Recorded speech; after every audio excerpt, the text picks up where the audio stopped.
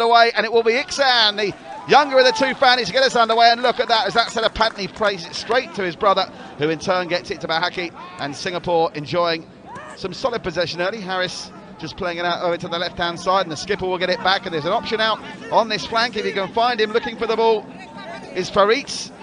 We've seen him bomb forward many a game in the Singapore Premier League for Hamid this season. I'm sure you have in mind, but for a strong Singapore footballing future, because we all remember, even myself has only been here a decade, that 2012 triumph, and currently, as the FIFA ranking suggests, they're a million miles away from that. But you've got to start somewhere.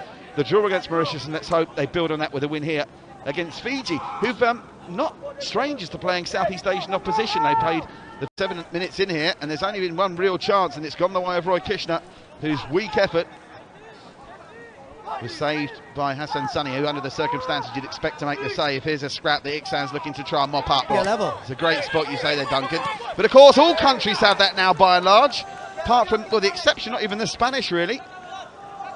Certainly in the Argentinian squad, both at the World Cup and the revamped squad, plenty of the players play overseas, so it's part and parcel of modern day football. And Fiji all of a sudden look a little bit nervous. If he can view that as a back pass, can he? No.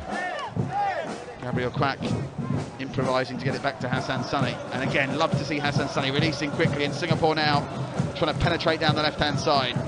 Inside it goes to Shardan.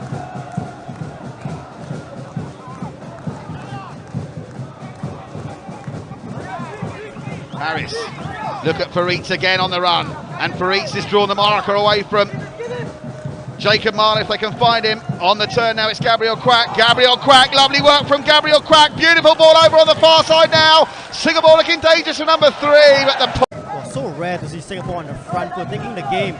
You just said that's Fiji, the main thing, Fiji putting all their men behind the ball. Well, this was Singapore a few months ago. So finally had a little good run over there. It's just going to be too far. In the International Champions Cup was a roaring success. Some great games of football there, as we welcome some of the world's best footballers to Singapore. But I think you'd have to concur, it's a disappointment that we don't start seeing Singapore playing there. And of course, I think the fans watching this at home, if they do start playing at the National Stadium, or you've got to start coming in greater numbers. And that was a little, those 2 goals have certainly given the Fandies fan base, shall we call them, a bit of a lift. Speaking of Fandy, here's Irfan. Here's the pass over the top that was looking for Zulfaimi. Went wrong though. Covering at the back, 9 minutes to the break here. Singapore 2, Fiji 0.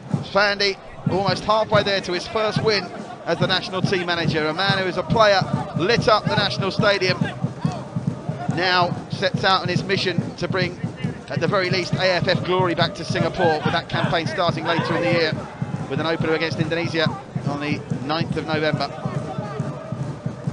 Nice turn. Lovely bit of play there from Zulfaimi. And that's a quick thinking as well from Shardan, and the keeper came out and had to.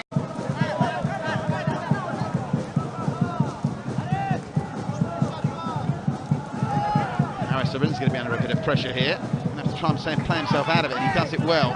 Gets it to Bahaki, who he knows good on the ball. Bahaki, again, commentators curse for the second time. Malaysians, younger age groups, played against Fiji almost every week, it seemed, for a month. So a lot of these players, even though they're from the Oceania area, if you can get a 2-goal lead early in a game, the pressure is off you and on your opponents. Yep. It's all about that second goal, and they've got it already. Now, here comes Faritz. He's had a promising start. They're certainly getting more joy down the right at the moment than they are the left. Piling the pressure on. Now Jacob Marler. He knows Iksan and Irfan very well. Very well, yeah. Oh, that was a poor rare. It was a little bit too casual with the finish there. I think it was Krishna, was it, Duncan? It was. And really, Fiji should lead inside 5 minutes. Well, this is the worry for Fandi Ahmad. Twice now we've seen very, very sloppy starts for Singapore. They didn't even have to work hard to create that chance, Duncan. That was the concern. But oh, there's a late challenge gone in. And Irfan again. And Iksan found that finish. Iksan! Looking at the way Fiji have set up, I don't think they're ready for what Singapore has to offer. Well, they're certainly looking the business at the moment. It's early days in the reign of Fandy. Here with 60 minutes in, it's 2 already. And the drums are already starting to beat for Fandy. Oh, lovely touch from Iksan. Great improvisation. Gets it to Gabriel Quack. Quack finds Harris. Well, they need to shift it left to Zulfaimi Susliman, who wasn't picked up. Still might not be too late, Duncan. They can see him now, surely that was a heavy touch, but they now do find him. And look at the run, there's a great run here from Jacob Marler. just couldn't pick him out. He was picked off the air by Colinio. And I know that most or majority of the players are amateurs, so maybe that's playing a part here, but as you said, they did run Philippines and Malaysia close in friendly matches. Just not up for it today. Listen, any team in international football now, the days of winning 7-8, 9-0 are over. I can remember the ability to turn on a sixpence is impressing at the moment. Harris Arun gets a touch. They'll come through to Bahaki.